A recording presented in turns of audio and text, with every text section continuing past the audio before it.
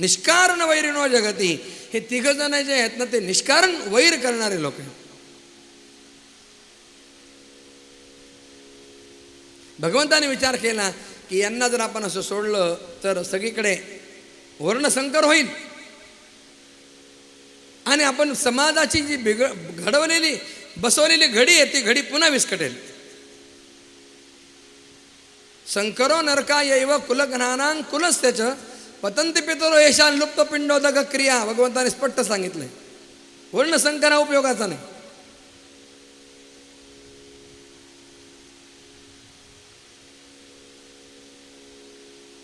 प्रभूंनी भगदत्ताला सांगितलं, या राजकन्यांना पालख्यामध्ये बसतो द्वारकेला पाठवून द्या. पालख्या द्वारकेत यायला लागल्या. द्वारकेतल्या लोकांना कळत नाही एवढ्या पालख्या कशाच्या आहेत आणि काय आहे पालख्यांमध्ये. सत्यभामेला घेऊन भगवान स्वर्गामध्ये गेले इंद्राच्या आईची कवच कुंडल देण्यासाठी. कुंडल दिली आणि मग तिथून निघाले. निघताना इंद्राच्या पत्नीनं सत्यभामेचं पूजन केलं, तिनं आहेर केला, तिची ओटी भरली. दासीला सांगितलं जा साहित्य घेऊन ये. त्या दासीने सगळं साहित्य आणलं, वस्त्र अलंकार वगैरे, आणि तिनं मनानं एक आगाऊपणा केला. त्याच्यामध्ये तिनं एक पारिजातकाचं फूल आणलं.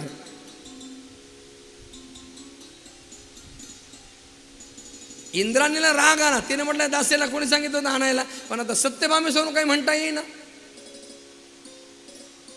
तिने सत्यभामेला आहेर केला, तिथे ओटी भरली, ते फूल तिला दिलं, पण मनामध्ये तिरस्काराची भावना, ही मृत्यूलोकात राहणारी, हिला कशाला हे फूल पाहिजे. लक्षात आलं सत्यभामे.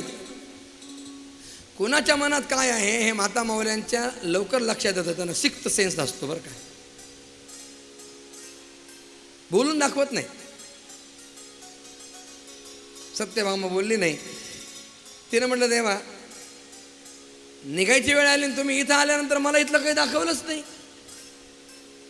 ज्या शहरात गेलो तिथलं काही पाहिलं तर आपण तिथं जाऊन आल्यासारखं वाटतं ना. इथं नंदनवन आहे मी असं ऐकलंय, मला नंदनवन फिरवा नाही तर मी येणार नाही. भगवान श्रीकृष्ण तिला नंदनवन फिरवतात. नंदनवन पाहता पाहता पारिजातकाचं झाड तिथं दिसलं. सत्यभामा त्या पारिजातकाच्या झाडाखाली आसन लावून बसली. तिने म्हटलं देवा मला जर न्यायचं असेल घरी तर हे पारिजातकाचं झाड सुद्धा घ्यावं लागेल, मी तशी येणार नाही. सत्यभामेनं म्हटलं, तिनं बदला घेतला. तिनं म्हटलं मला एक फूल देत नाही काय, मी झाडच घेऊन जाते सगळं म्हणते. भगवंतानं म्हटलं मग एवढं काय, ते झाड घेतलं. इंद्र नेऊ देईना, युद्ध केलं त्याच्याशी आणि ते पारिजातकाचं झाड आणलं, द्वारकेमध्ये लावलं सत्यभामेच्या महालामध्ये. आता सत्यभामेला अभिमान झाला, माझ्याकडे सेमंतक मणी आहे, माझ्याकडे पारिजातक वृक्ष आहे, सगळ्या सवतींपेक्षा माझं एकदम श्रेष्ठत्व अहंकार झाला. भागवतात नाही पण अन्यत्र मोठी लंबी कथा आहे, एवढा विस्तार करायला वेळ नाही. नारद आले कधीतरी.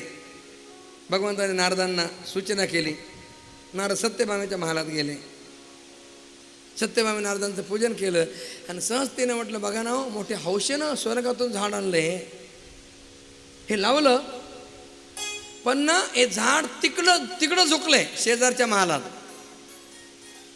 फुलं तिकडे पडतात, सगळा पाला पाचोळा माझ्या महालात पडतो. रोज कचरा उचलायचं काम. अहंकार दूर करायचा होता. नारदाने म्हटलं सत्यभामे हे झाड कोणी लावलंय. ते म्हटलं कोणी म्हणजे स्वतः भगवंतांनी लावलंय. नारद म्हणतात तरीच. एका शब्दात सुद्धा काय सामावलेलं असतं महाराज, तरीच. तिने म्हटलं तरीच काय. सत्यभामे तुला माहिती नाही, अगं झाड लावणाराच तिकडं झुकलेलं आहे, झाड झुकेल याच्यात काय आहे. नवल म्हणलं, दिली कळ लावून नारदांनी. ती सत्यभामा भगवंताशी भांडू लागली. कितीतरी दिवस भांडण चालू होत.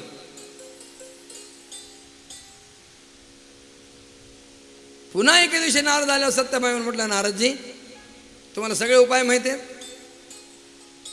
भगवान श्रीकृष्ण माझा एकटीचा व्हावा यासाठी काही उपाय नाही का. 16,108 आहेत त्या सगळ्या सोडून भगवंतानं माझं एकटीचं व्हावं. नारदाने म्हटलं आहे ना उपाय.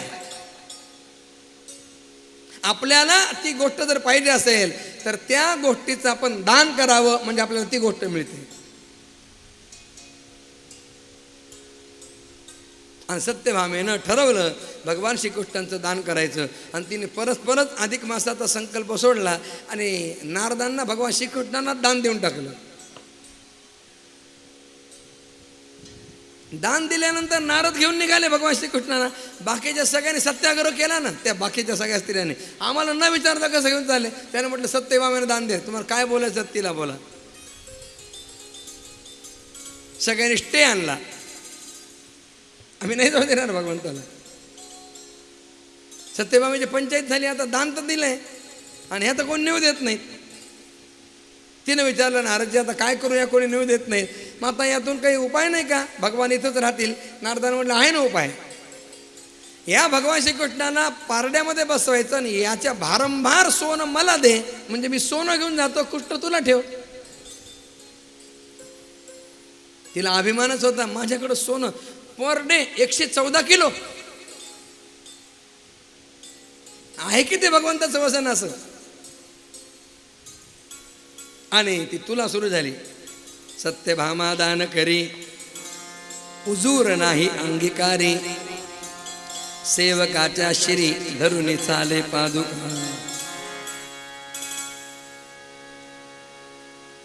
तुला सुरू झाली.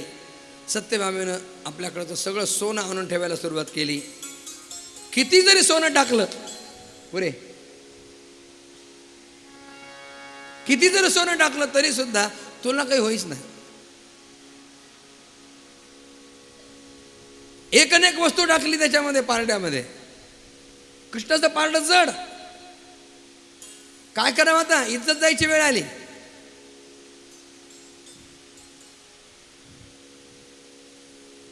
चौथीचं सोनं मागून आणलं, तेही टाकलं. काय करावं कळेच ना.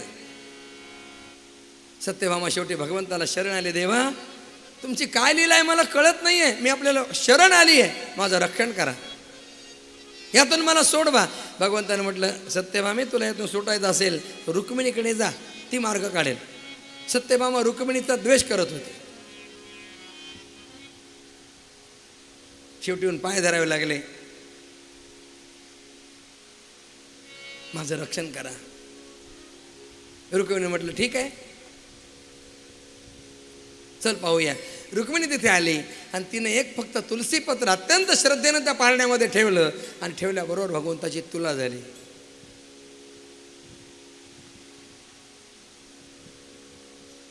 भगवान असे अनेक प्रकारचे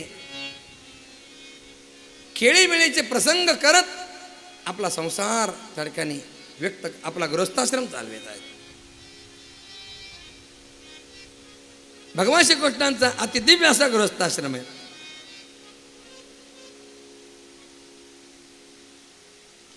यानंतर पुढे प्रद्युम्नाला अनिरुद्ध नावाचा एक पुत्र होतो. त्या अनिरुद्धाचा विवाह बाणासुराची कन्या उषा त्या उषेशी झालेला आहे.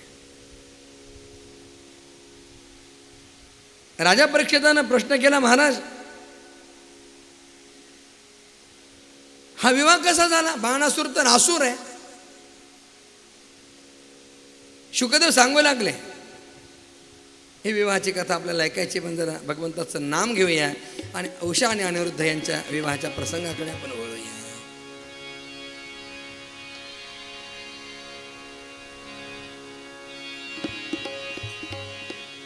हरि बोल हरि बोल हरि हरि बोल हरि बोल हरि बोल हरि हरि बोल हरि बोल हरि बोल हरि हरि बोल हरि बोल हरि बोल हरि हरि बोल मुकुंद माधव गोविंद मुकुंद माधव गोविंद मुकुंद माधव गोविंद मुकुंद माधव गोविंद हरि बोल हरि बोल हरि हरि बोल हरि बोल हरि सब गाइए हरि हरि बोल हरि बोल हरि बोल हरि हरि बोल हरि बोल हरि बोल हरि हरि बोल मुकुंद माधव गोविंद मुकुंद माधव गोविंद बोल मुकुंद माधव गोविंद मुकुंद माधव गोविंद बोल मुकुंद माधव गोविंद मुकुंद माधव गोविंद बोल मुकुंद माधव गोविंद मुकुंद माधव गोविंद बोल मुकुंद माधव गोविंद मुकुंद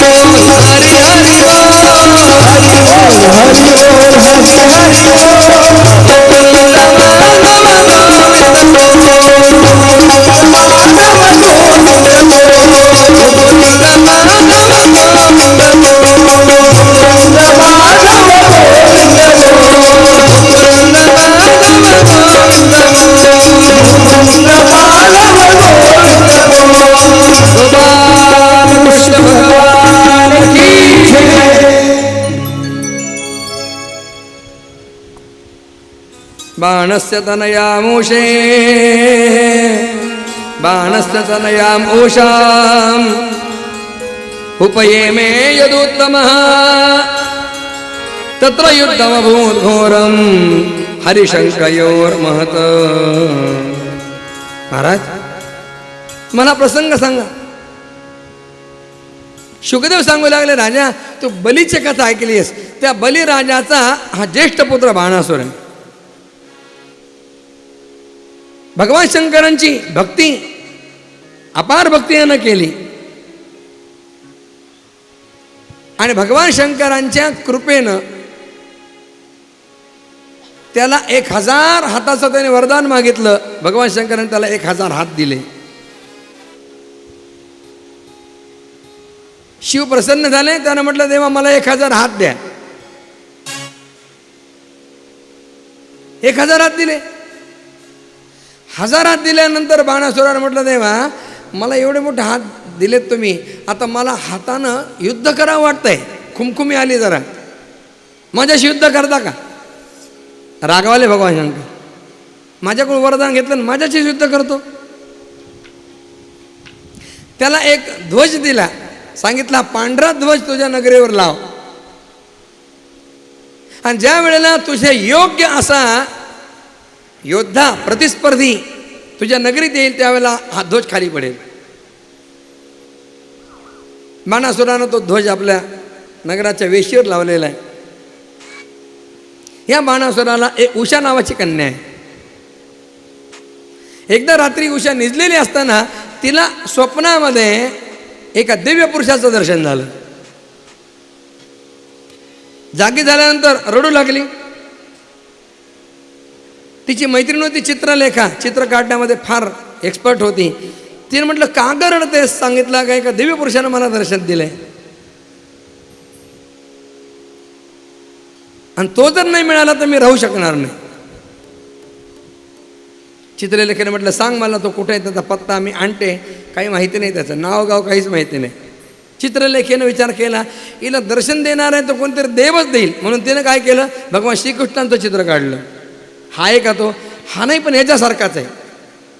प्रद्युम्नाचं चित्र काढलं. हा नाही, पण हुबेहूब ह्याच्यासारखा आहे. अनिरुद्धाचं चित्र काढलं. बरोबर उषा लाजली. तिने म्हटलं, हाच तो पुरुष आहे. चित्रलेखा सामान्य नव्हती, योगिनी होती. त्या चित्रलेखेनं योग बलानं द्वारकेतून अनिरुद्धाला रातोरात उषेच्या महालात आणले. सकाळी उठल्यानंतर अनिरुद्ध जागा झाला. उषेनं प्रार्थना केली. अनिरुद्धानं उषेचा स्वीकार केला. अनिरुद्ध राहू लागला. ही गोष्ट कळली. बाणासुराचा प्रधान कुंभांड नावाचा होता त्याला. त्यानं बाणासुराला जाऊन सांगितलं, महाराज हे काही बरं आहे का? अहो तुमच्या मुलीच्या महालामध्ये कोणी पुरुष राहतोय. बाणासुर तिथे आला. त्याने अनिरुद्धाला पाहिलं, क्रोधायमान झाला. बाणासुरानं अनिरुद्धाला तुरुंगामध्ये डांबलं. नारदांनी गोष्ट भगवान श्रीकृष्णाला जाऊन सांगितली. भगवान श्रीकृष्ण आपल्या सगळ्या सैन्यासह प्राग्ज्योतिषपूर नगरीवर आक्रमण करतात. तो झेंडा खाली पडला. बाणासुर युद्धाला आला. बाणासुराचं भगवान श्रीकृष्णाचं घनघोर युद्ध सुरू झालं. नारदांनी विचार केला, आतापर्यंत आपण देवदैत्याचे युद्ध पाहिलेत, पण देवादेवाचं युद्ध कधी पाहिलं नाही. त्यांनी जाऊन महादेवांना सांगितलं, महादेवा तुमचा भक्त आहे, त्याला भगवान मारताय श्रीकृष्ण. महादेवचे तिथे आले. त्याने बाणासुराला बाजूला केलं आणि त्याच्या जागेवर महादेव उभे राहिले. आता युद्ध सुरू झालं भगवान श्रीकृष्ण आणि भगवान महादेव यांचं. भगवान श्रीकृष्णाने आपला वैष्णव ज्वर काढला. महादेवाने आपला माहेश्वर ज्वर काढला. त्या ज्वरांचं युद्ध सुरू झालं. घमासान युद्ध सुरू झालं. सगळे लोक घाबरले. सगळे ब्रह्मांड डळमळू लागलं. ब्रह्मदेवानं ते पाहिलं. ब्रह्मदेव दोघांच्या मध्ये आले आणि ब्रह्मदेवानं म्हटलं, अरे तुम्ही दोघे जण एकरूप आहात, एकाच नाण्याच्या 2 बाजू आहात. शिव आणि विष्णू दोघे नाही आहेत, वेगवेगळे नाही आहात. तुम्ही जर आपापसामध्ये युद्ध केलं, जगाचं काय होणार आहे? युद्ध थांबवा.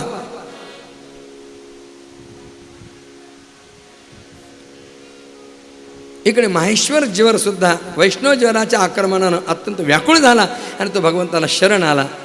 त्या ज्वरानं भगवंताची 4 श्लोकामध्ये स्तुती केली आहे. नमामि त्वानंत शक्तिं परेशं सर्वात्मानं केवलं ज्ञप्तिमात्रं विश्वोत्पत्तिस्थान संरोध हेतुं यत्तत् ब्रह्मलिंगं प्रशांतं.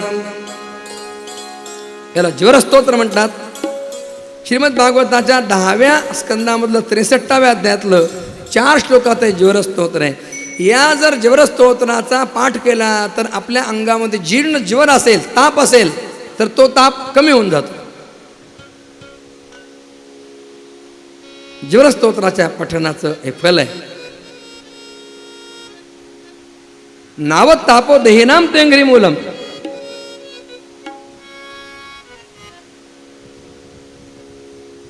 भगवंताने त्या ज्वरावर कृपा केली, युद्ध थांबवलं. ब्रह्मदेवाने म्हटलं, अरे तुम्ही हरी आणि हर दोघे एक रूप आहात. अहो हरिहरा भेद नाही नका करू वाद. हरी आणि हर यांच्यामध्ये भेद नाही. भगवान श्री हरी महादेवांचं पूजन करतात आणि भगवान भोलेनाथ श्रीहरींचं पूजन करतात. रामायणामध्ये वर्णन आहे की भगवान श्री रामचंद्र रोज पार्थिव शिवलिंगाचं पूजन करत आणि भगवान महादेव तर अखंड रामनाम गातात. राम रामेति रामेति रमे रामे मनोरमे सहस्रनाम तत्तुल्यम राम नाम वरानने.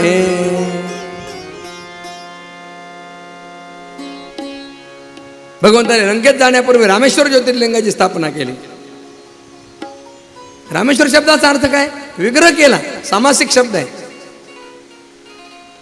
भगवान शंकरांनी रामेश्वर शब्दाचा विग्रह केला. राम यस्य ईश्वर सहा रामेश्वर. राम ज्याचा ईश्वर आहे तो रामेश्वर. रामप्रभूंनी म्हटलं असं नाहीये, रामस्य ईश्वर सहा रामेश्वर. रामाचा ईश्वर तो रामेश्वर. ब्रह्मदेवाने म्हटलं आम्हाला दोघेही सारखेत, रामश्च ईश्वरश्च रामेश्वर. दोघांमध्ये भेद नाही.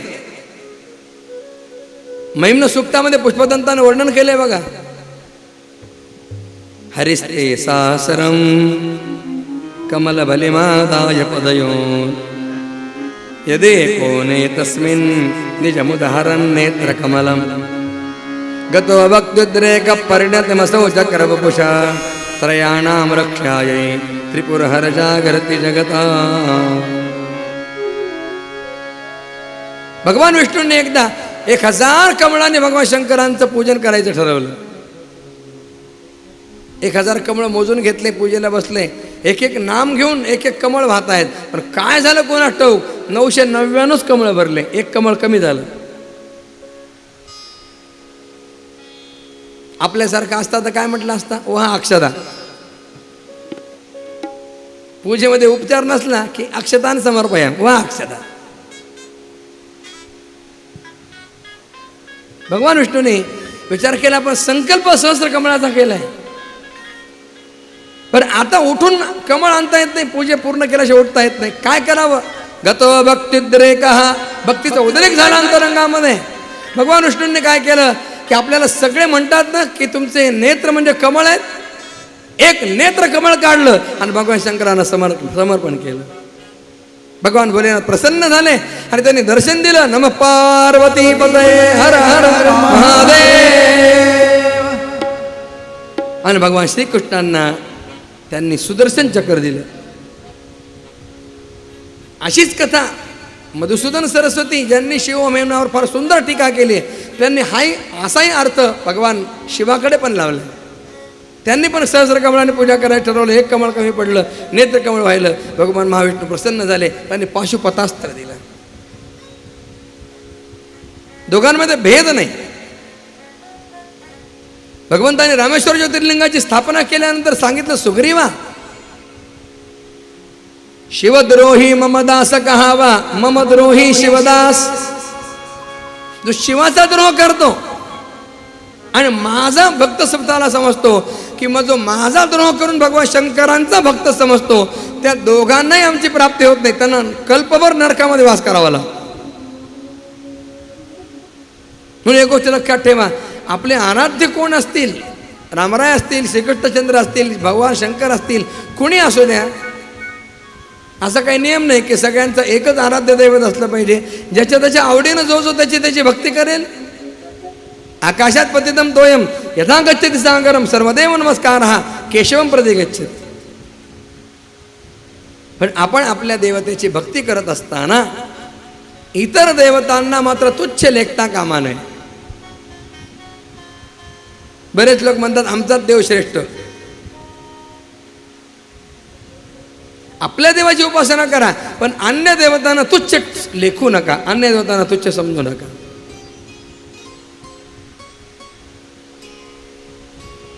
भगवान शंकर हे श्रेष्ठ वैष्णव आहेत आणि भगवान विष्णू हे श्रेष्ठ शैव आहे. तुम्ही जर पंढरीला जाल ना, पांडुरंगाच्या दर्शनाला, आता होत नाही पण पूर्वी स्वयंभू दर्शन व्हायचं महापूजा झाल्यावर.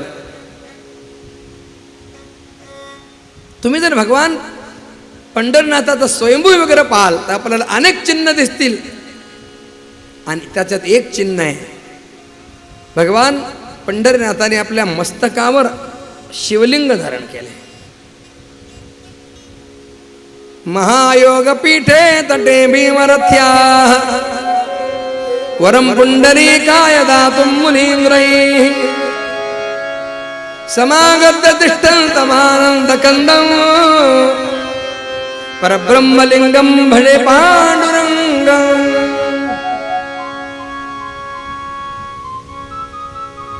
भगवान शंकरांना भगवान विष्णूंनी आपल्या मस्तकावर धारण केलं. डोक्यावर का घेतलं देवाला, त्याची पण कथा आहे पंढरी महात्म्यामध्ये.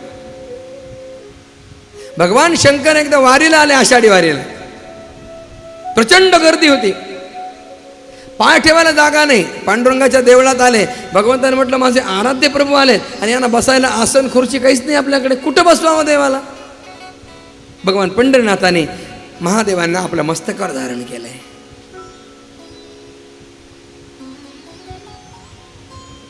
भगवान विष्णू श्रेष्ठ शैव आहे.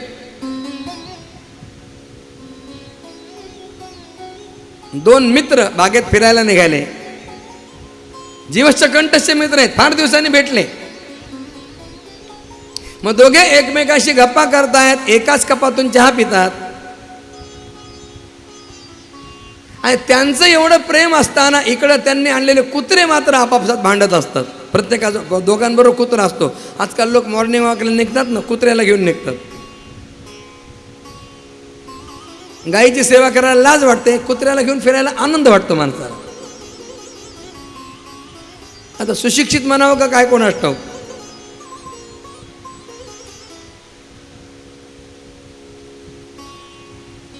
शिव आणि विष्णू दोघे जण एकमेकांचे परमभक्त आहेत, पण त्यांचे अनुयायी मात्र एकमेकांमध्ये भांडतात.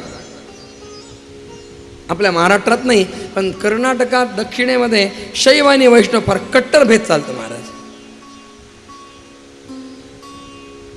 शैव म्हणतात आमचं आडवं गंध, वैष्णव म्हणतात आमचं उभं गंध.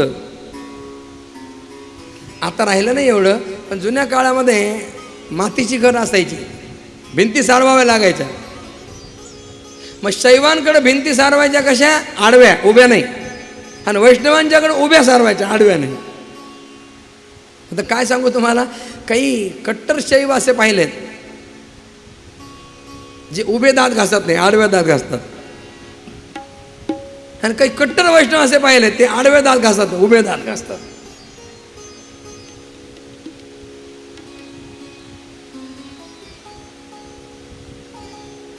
आपण कपडे टाकले शिवायला, त्याच्यात म्हणतो ना कपडे शिवायला टाकले, तर शिवशब्द येतो ना.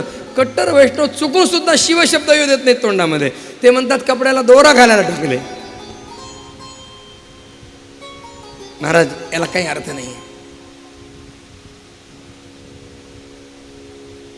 शिवाचा द्रोह करून आम्ही विष्णूची आपण भक्ती कराल, आपल्याला दोघांची पण प्राप्ती होणार नाही. पूजा पद्धती वेगवेगळी असू शकते, पण एकमेकांचा द्वेष तिरस्कार हे काही कामाचं नाही. दोघे एकरूप आहेत. जनाबाईने का भजनामध्ये फार सुंदर वर्णन केले बघा.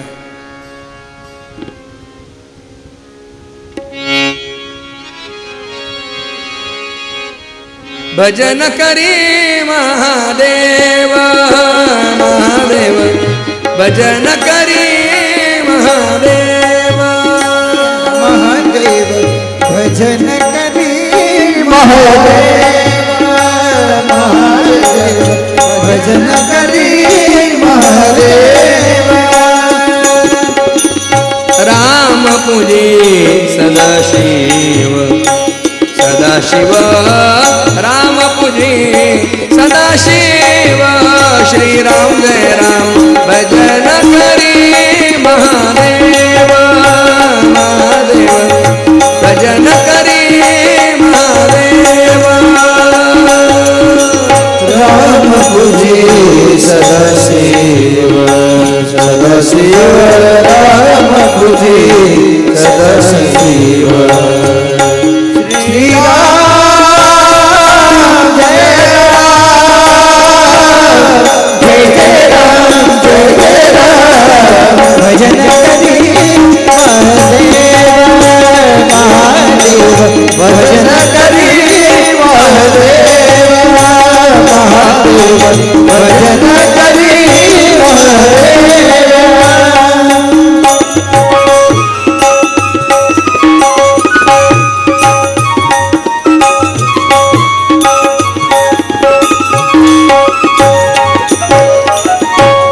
शिवारामा नाही भेद शिवारामा नाही भेद दोन्ही देव तेची सिद्ध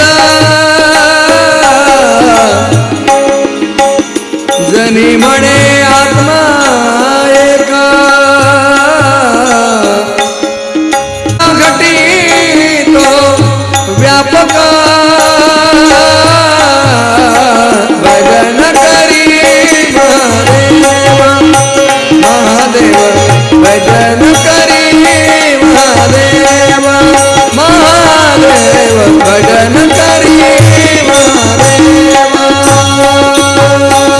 राम पूजे सदाशिव सदाशिव राम पूजे सदाशिव श्री राम जय राम जय जय राम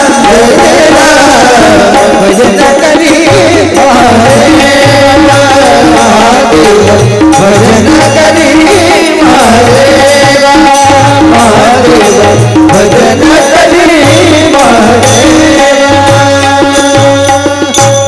शिवश्च हृदयं विष्णोः विष्णोश्च हृदयं शिवा. यानंतर भगवान श्रीकृष्णाने बाणासुराचे 1000 हात तोडले, फक्त 2 हात शिल्लक ठेवले आणि त्याला वरदान दिलं तुझी देवामध्ये पूजा होईल म्हणून बाणलिंग देवामध्ये असतं बघा. यानंतर पुढे एकदा भगवंताची मुलं बागेमध्ये खेळत होती, तहान लागली म्हणून एका विहिरीच्या काठावर आले. विहीर डोकावून पाहतात तर त्या विहिरीमध्ये एक विशाल काय असा सरडा पडलेला होता, गिरगिट क्रुकलास.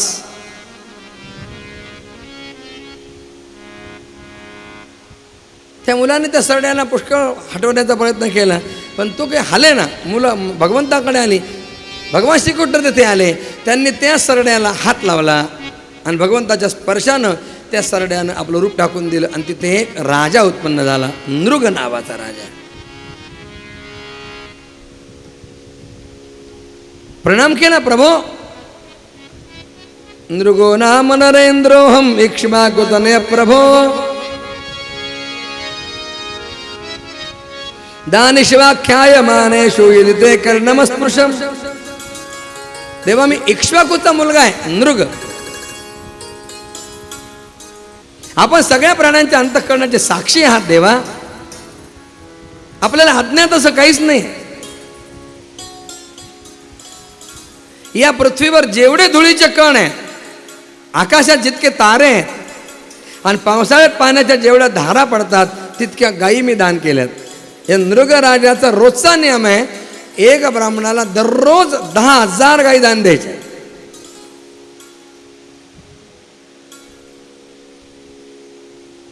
दुधाळ तरुण कपिला, शिंग सोन्यानं मढवलेली, खूर चांदीनं मढवलेले, शेपटाला हिरे लावलेले, रेशमी मस्त अंगावर घातलेले, अशा गायी दान द्यायचे, रोज दान द्यायचे. एके दिवशी मी एका ब्राह्मणाला गाईचं दान दिलं. ते ब्राह्मण गाई घरी घेऊन गेले आणि रात्रीच्या वेळेला त्यांच्यातली एक गाय चुकून माझ्या गोठ्यात परत आली. मला ते काही माहीत नव्हतं. दुसऱ्या दिवशी मी दुसऱ्या ब्राह्मणाला दान केलं, त्याच्यामध्ये ही गाय दान दिली गेली. दान दिलं आणि ते कालचे गुरुजी आले. त्याने म्हटलं, राजा माझी एक गाय आली तुमच्या इकडे,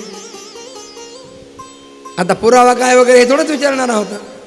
राजाने म्हटलं, महाराज मला ठाऊक नाही आहे, तुम्हाला तुमची गाय ओळखता येत असले ओळखा. त्यांना बरोबर हुडकून काढली, ही माझी गाय आहे. आज ज्यांना दान दिलं त्यांना सांगितलं, महाराज ही त्यांची गाय आहे, चुकून आलेली रात्री, तर ही त्यांची त्यांना देऊ द्या, मी तुम्हाला दुसरी गाय देतो. त्यानं म्हटलं, मला दुसरी गाय नको, मला ही गाय पाहिजे. कालच्या गुरुजींना समजावलं, आता तुम्ही तरी समजून घ्या, दुसरी तुम्हाला गाय 100 गाय देतो. दोघांनी म्हटलं, आम्हाला 1,00,000 गाय दिल्या तरी ही गाय आम्ही सोडणार नाही. भांडण सुरू झालं.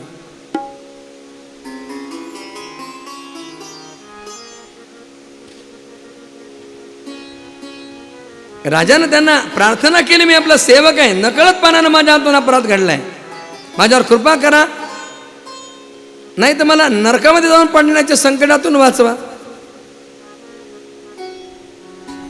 त्याने म्हटलं, राजा आम्ही दुसऱ्या काही घेणारच नाही. मालक निघून गेला. प्रभू माझं आयुष्य संपल्यानंतर यमराजाच्या दूतांनी मला यमपुरीला नेलं, यमाच्या समोर उभं केलं, चित्रगुप्ताने अकाउंट काढलं. दानाचा पुण्याचा सगळा भाग भरलेला होता. फक्त एक नोंद अशी होती की एकाला दिलेली वस्तू मी लगेच पुन्हा दुसऱ्याला दान दिली. यमधर्मानं म्हटलं, हे बघ, तू अगोदर पापाचं फळ भोगतोस की पुण्याचं? तू केलेलं दान आणि धर्म याचं फळ म्हणून तुला तेजस्वी लोक प्राप्त होणार आहे. हुशार होता तो नागपूरमधला. त्यानं म्हटलं, एकच पाप आहे ना, आधी भोगतो पाप, नंतर पुण्य भोगेल होळीनं. असं म्हटल्या बरोबर यमधर्मानं त्याला सांगितलं, पड जा पत.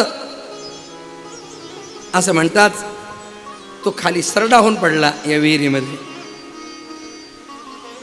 देवा मी ब्राह्मणांचा सेवक, दानशूर आणि आपला भक्त होतो, आपलं दर्शन व्हावं अशी माझी उत्कट इच्छा होती, आणि आपल्या कृपेनं माझी पूर्वजन्माची आठवण अजून नाहीशी झाली नाही. देवा सरडा होण्याच्या दुःखानं मी विवेकहीन झालो असता नाही, आपण साक्षात माझ्या दृष्टीसमोर कसा आला. हेच खरं आहे, जेव्हा प्रपंचातून सुटण्याची वेळ येते तेव्हाच भगवंताचं दर्शन होतं, अन्यथा नाही.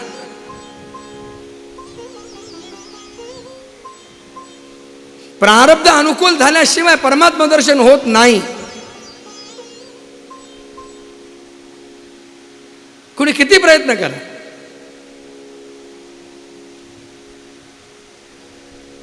जवळ असलेला देव सुद्धा कळत नाही.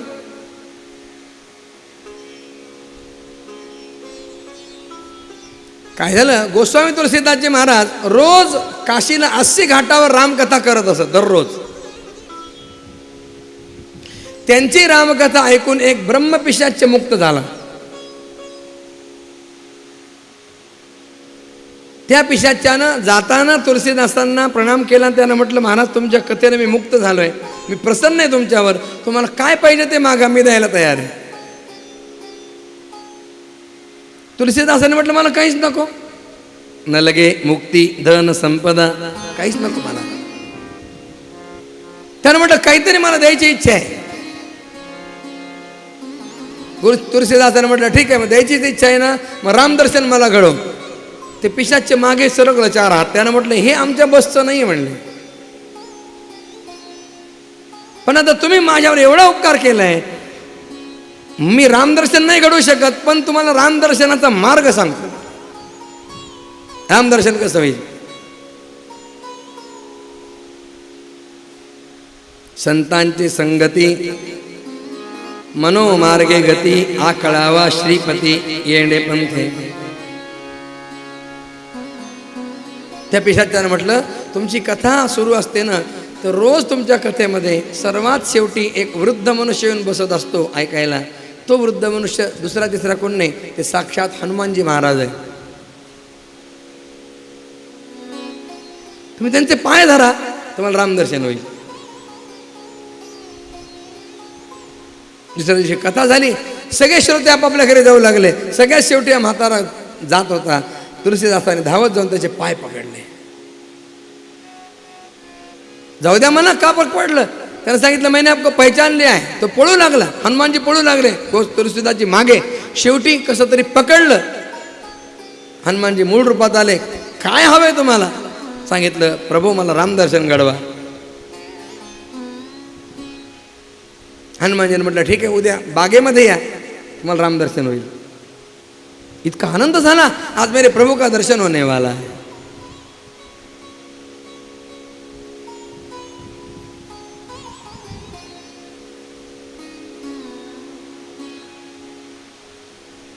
आएंगे प्रभु आएंगे,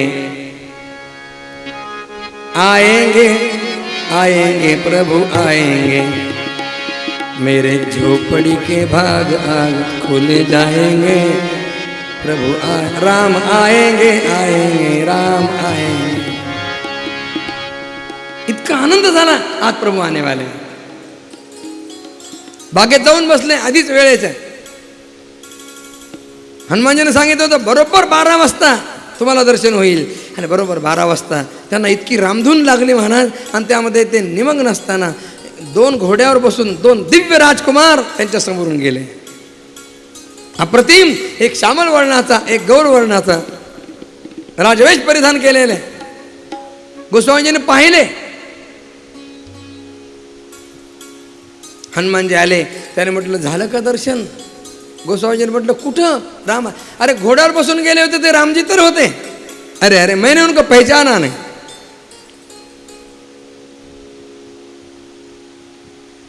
व्याकुळ झाले. हनुमानजींना पुन्हा म्हटलं, प्रार्थना केली, अजून एकदा मला दर्शन घडवा. हनुमानजीने म्हटलं आता इथे नाही, चित्रकूटावर चला. मंदाकिनीच्या तीरावर बसले. आता सावध बरं, कोणत्याही क्षणी प्रभू येऊ शकतात. इतका आनंद झाला, आज माझे प्रभू भेटणार आहेत. रामधून लागली. एवढ्यात भगवान श्रीराम तिथे आले. त्यांनी मंदाकिनीचं स्नान केलं आणि स्नान करून ते गोस्वामी तुलसीदासांच्या समोर आले. आणि ते गोस्वामी तुलसीदासांना म्हणू लागले, बाबाजी हमें तिलक करो. पण हे गोस्वामी तुलसीदास रामनामामध्ये निमग्न आहेत. हनुमानजींना प्रश्न उत्पन्न झाला की चिंता उत्पन्न झाली, आता जर याने ओळखलं नाही तर आता पुन्हा दर्शन होणार नाही. दर्शन काय पुन्हा पुन्हा होत असतं काय? एकदाच होत असतं. हनुमानजीने काय केलं, एका पोपटाचं रूप घेतलं आणि गोस्वामीच्या जवळ येऊन हनुमानजी बोलू लागले, चित्रकूट के घाट पर भई संतन की भीड़, तुलसीदास चंदन घिसे तिलक करे रघुवीर. बाबाजी देखो आगे कौन है. जागे झाले. प्रभू श्रीराम समोर आहेत. त्यांना गंध लावलं, प्रणाम केला, दर्शन झालं, आनंद झाला. प्रारब्ध अनुकूल होत नाही तोपर्यंत जवळचा परमात्मा सुद्धा आपल्याला दिसत नाही.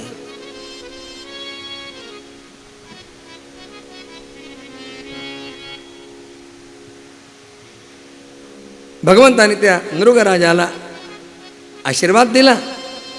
भगवंताला प्रणाम करून तो निघून गेला. आपल्या मुलांना प्रभूंनी सांगितलं, मुलांनो लक्षात ठेवा, मी सावध राहून वेळोवेळी आचार विचार निष्ठ ब्राह्मणांना नमस्कार करतो, त्याप्रमाणे तुम्ही पण करा. त्यांचं धन कधी हिरावून घेऊ नका, ते आदपात करणारं ठरतं.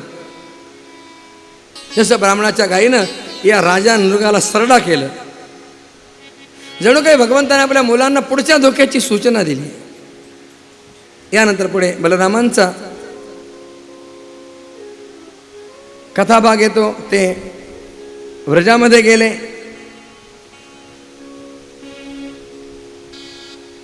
द्विविधाचा उद्धार त्याने केला. दुर्योधनाची कन्या लक्ष्मणा तिचा विवाह सांबाशी भगवंताच्या मुलाशी केला. यानंतर देवर्षी नारद भगवान श्रीकृष्णांचा गृहस्थाश्रम पाहतात, त्यांची दिनचर्या पाहतात. सगळीकडे भगवान काहीतरी कार्य करताना दिसतात. नारदांच्या मनात आलं 16,108 स्त्रिया आहेत, काय काय करत असेल. नारद ज्या ज्या महालामध्ये जातात भगवान काहीतरी करताना दिसतात. कुठे ध्यानामध्ये निमग्न आहेत, कुठे पूजा करतायत, कुठे स्नान संध्यावंदन करतात, कुठे दान देतात, कुठे आपल्या नातवांच्या बरोबर खेळतात, कुठे वैश्वदेव करतात, कुठे धर्मग्रंथांचं वाचन करतात. नारदांनी पाहिलं भगवान श्रीकृष्ण सर्वत्र आहेत. यानंतर 20,000 राजांच्याकडून एक दूत येतो. जरासंधाने या 20,000 राजांना तुरुंगात डांबलेलं आहे. त्यांनी मुक्तता करण्यासाठी आपल्याकडे प्रार्थनापत्र पाठवलंय. तुझ्याकडे संतोषशिवाय दुसरं काहीच नाही काय?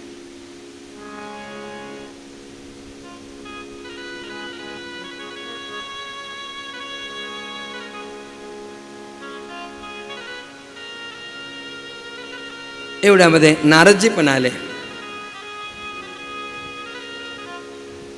भगवंताने नारदांचं पूजन केलं. नारदा, तुम्ही सर्वत्र संचार करता, सध्या माझे पांडव काय करतायत? सांगितलं, देवा पांडवांच्या मनात राजसूय यज्ञ करावा अशी इच्छा आहे, आणि तुमच्याशिवाय भक्तांचं कोणतं कार्य होत नाही. उद्धवाने सल्ला दिला, आपण आता आधी पांडवांच्या हस्तिनापुराला जावं आणि भीमसेनाच्या द्वारा राजसूय यज्ञाच्या निमित्तानं जरासंधाचा वध करावा. भगवान हस्तिनापुराला आले. धर्मराजांनी परिवार सहित भगवंताचं फार मोठं स्वागत केलं. आणि एके दिवशी सभेमध्ये प्रार्थना केली, कृतुराजेन गोविंद राजसूयेन पावनी. देवा, आम्हाला राजसूय यज्ञ करायचा आहे, आणि प्रभू आपण हा संकल्प माझा पूर्ण करावा. भगवान श्रीकृष्णाने त्यांचं पांडवांचं कौतुक केलं. पांडवांनो, फार सुंदर इच्छा तुम्हाला झाली आहे. अरे, यज्ञामुळे ऋषी पितर देवता सगळ्यांची संतुष्टी होणार आहे. यज्ञ सामान्य नाहीये. तुकाराम महाराजांनी म्हटलंय, यज्ञ भूतांच्या पाळना भेद कार्या कारणा पावावया उपासना ब्रह्मस्थानी प्रस्थान. यज्ञ हा लोकांच्या हितासाठी असतो. यज्ञानं काय होतं? यज्ञामध्ये यज नावाचा धातू आहे. यज या धातूचा अर्थ आहे दान, संगतीकरण आणि पूजा. 3 अर्थ आहे. यज म्हणजे पूजा करणं, यज म्हणजे दान करणं, आणि यज म्हणजे त्या ठिकाणी हवन करणं, संगती करणं.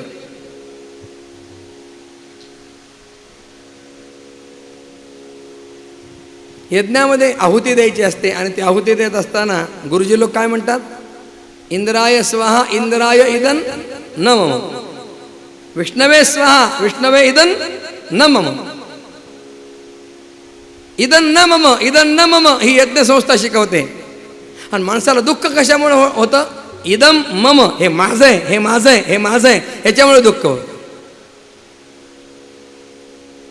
आयुष्यभर मनुष्य माझं माझं करत असतो. माझं घर, माझा बंगला, माझी गाडी, माझी जमीन. भगवान हसतायत. भगवंताने म्हटलं, अरे 80 वर्षापुरता 7-12 तुझ्या नावाचा केलाय. तो 7 पूर्वी कुठे तुझ्या नावाचा होता, आणि नंतर तरी कुठे राहणार?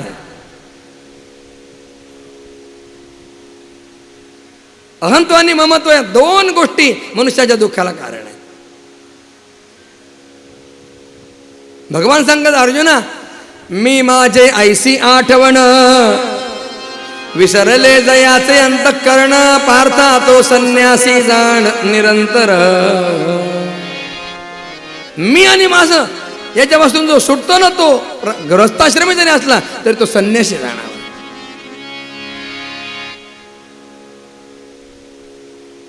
यज्ञ संस्था आम्हाला हे माझं नाही असं म्हणायला शिकवते.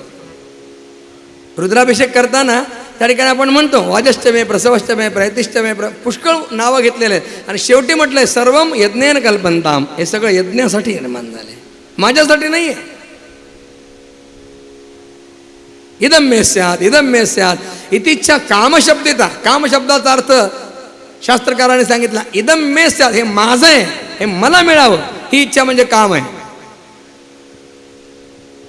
यज्ञ काय करतो, हे माझं नाही आहे हे म्हणाले आपल्याला शिकवतो.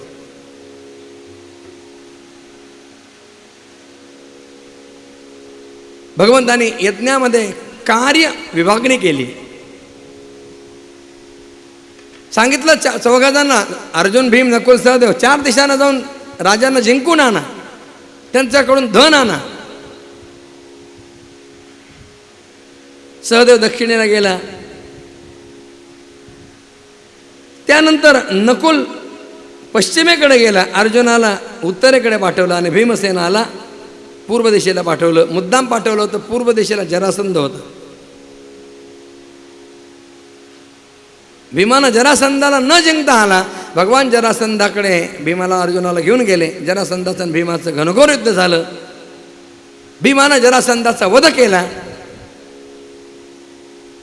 यानंतर भगवान पांडवांचा यज्ञ सफल करवितात. अनेकांना अनेक कामं वाटून दिली आहेत. सगळ्यात पहिली यादी केली, यज्ञामध्ये अडथळा आणणारे कोण लोक आहेत. एखादं नवीन कार्य सुरू करायचं असलं तर त्याच्यामध्ये आपल्या कार्यात प्रतिबंध आणणारे कोण आहे त्याचा सुद्धा विचार आधी केला पाहिजे. पहिलं नाव होतं दुर्योधनाचं. भगवान श्रीकृष्णाने काय केलं, दुर्योधनाच्या हातात सगळा खजिना दिला. खजिनदार दुर्योधन, चोराच्या हातात चाव्या. दुर्योधनाने म्हटलं मी आता असा सगळा खजिना उडवून टाकतो पांडवांचा की त्यांना पैशाची चणचणच भासली पाहिजे. भगवंताने उगीच नव्हतं त्याच्याकडे दिलं ते पद. त्याच्या हातावर एक मत्स्य चिन्ह होतं. ज्याच्या हातावर असं चिन्ह असतं ना, त्याच्या हातून द्रव्याची कधीच कमतरता पडत नसते. जितका खजिना मोकळा करावा तितका भरलेला. कर्णाकडे दान देण्याचं काम दिलं, कारण कर्ण दान देण्यामध्ये माहीर होता. भीमाकडे अन्नपूर्णा विभाग दिला, कारण भीम नंबर 1चा खवैया होता. जिसे स्वयं खाने में रुचि होती है वही दूसरों को खिला सकता है. चवीचे खाणार त्याला भीम दादा देणार. द्रौपदीकडे वाढण्याचं काम दिलं. भीमानं म्हटलं कृष्णा सगळ्यांना कामं सांगतो तू काय नुसती पाटीलकी करतोस काय, एखादं काम तू पण करणं. भगवंताने म्हटलं पांडवांनो, मी माझ्यासाठी एक काम राखून ठेवलंय. तुमच्या यज्ञामध्ये जेव्हा ऋषी मुनी ब्राह्मण येतील तेव्हा त्यांचे पाय धुण्याचं काम मी करेन. दुसरं असंही सांगतात की भगवंतानी सांगितलं की सगळे भोजन करून उठल्यानंतर त्यांच्या उष्ट्या पत्रावळी काढण्याचं काम मी करेन. महाराज, भगवंताला आपल्या भक्तांच्या इथे कुठलंही काम करण्याची लाज वाटत नाही. न सांगता भगवान आपल्या भक्तांच्या इथे का सेवा करतो. अनेक संतांच्या चरित्रामध्ये आपल्याला पाहायला मिळेल भगवंताने त्यांची सेवा केली कोणत्या ना कोणत्या रूपामध्ये. सावता महाराजांच्या मळ्यामध्ये खुरपण्याचं काम केलं. चोखोबा महाराजांची मेलेली गुरुढरं ओढून नेण्याचं काम केलं.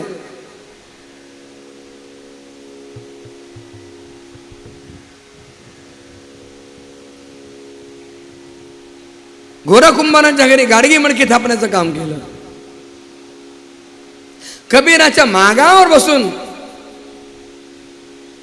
भगवान वस्त्र विणण्याचं काम करत आहेत. कबीराचे विणतो शेले कौसल्यचा रामबाई, कौसल्यचा राम, कौसल्यचा रामबाई, कौसल्यचा राम. भाबड्या भक्तासाठी, भाबड्या भक्तासाठी देव करी काम. कौसल्यचा रामबाई, कौसल्यचा राम, कौसल्यचा रामबाई, कौसल्यचा राम, कौशल्याचा राम बाई कौशल्याचा राम हळूहळू उघडी डोळे पाहितो कबीर विणोनिया शेला गेला राजा रघुवीर राजा रघुवीर कुठे म्हणे राम कुठे म्हणे राम कुठे म्हणे राम कौशल्याचा राम बाई कौशल्याचा राम कौशल्याचा राम बाई कौशल्याचा राम कौशल्याचा राम बाई कौशल्याचा राम सुंदर वर्णन आहे. मंगळवेळाचे संत दामाजी यांच्यासाठी भगवंतांनी विठू महाराजचा वेश घेतला आणि दामाजीची रसद भरली. पंढरीच्या जवळ मंगळवेढा आहे, तिथे संत दामाजी आहे. त्या प्रदेशाचा बादशाह बरीचशहा यांना दामाजींना मुख्य कुलकर्णी नेमलं आणि त्यांच्याकडे काम दिलं. शेतकऱ्यांच्याकडून धान्य रूपामध्ये सारा गोळा करायचा. धान्याचे कोठारच्या कोठार भरलेले. एकदा प्रचंड दुष्काळ पडला, सगळी प्रजा अन्नान्न करू लागली. सगळे शरण आले, सरकार आमची मुलं मरतायत, आमच्या पोटाला अन्न द्या. दामाजींना करुणा आली. विचार केला, माझ्या ताब्यात एवढी कोठार आहेत, एक कोठार जर फोडलं तर सगळ्यांचं पोट भरेल, प्राण वाचतील. दामाजीने कोठार फोडलं, लोकांनी धान्य लुटलं. बादशाहच्या कानावर बातमी गेली, बादशाह चिडला, त्यानं हुकुम सोडला, फरमान सोडलं, पकडो दामाजी को. तुरुंगात डांबलं. दामाजी भगवंताचा धावा करतायत आणि दामाजीसाठी भगवंताने विठूचा वेश घेतला. बादशाहच्या दरबारामध्ये आले. पायापर्यंत धोतर, डोक्याला मुंडास, खांद्यावर घोंगडी. काय सांगू देवाची मात, झाला महार पंढरीनाथ, झाला महार पंढरीनाथ. काय सांगू देवाची मात, झाला महार पंढरीनाथ, झाला महार पंढरीनाथ.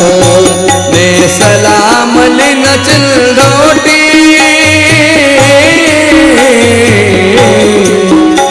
नेसला मलिन चिलधोटी, हातामध्ये घेतली काठी. घोंगडी टाकिली पाठी, टाकिली पाठी, टाकिली पाठी. करी जोहार दरबारात, झाला महार पंढरीनाथ, झाला महार पंढरीनाथ.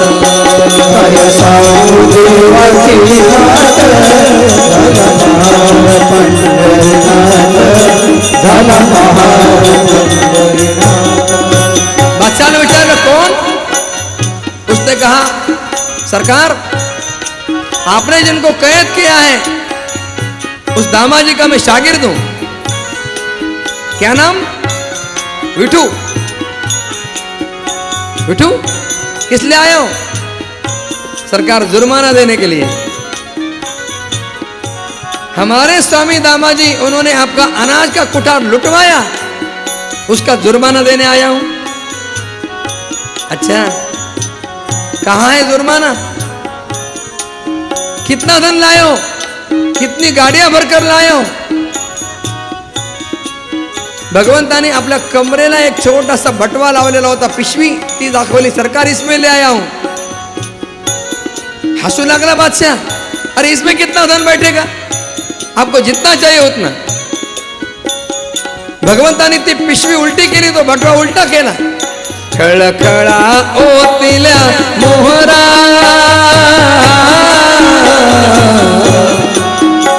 खळखळा ओतिल्या मोहरा, याची मोजून पावती करा. ढिग बघून चमकल्या नजरा शहा खाली बोट तोंडात झाला महार पंढरीनाथ झाला महार पंढरीनाथ साधू देवाची मात झाला महार पंढरीनाथ झाला महार पंढरीनाथ गेला विठू दामाजीला मोकळं केलं बादशाह समोर आणलं बादशाह म्हटलं दामाजी अरे कैसे शागिर्द पाल रखे कितना सुंदर था दिखने में क्या नाम बताया उसने विठू दामाजीने म्हटलं महाराज माझा विठू नावाचा कोणी नोकर नाही आहे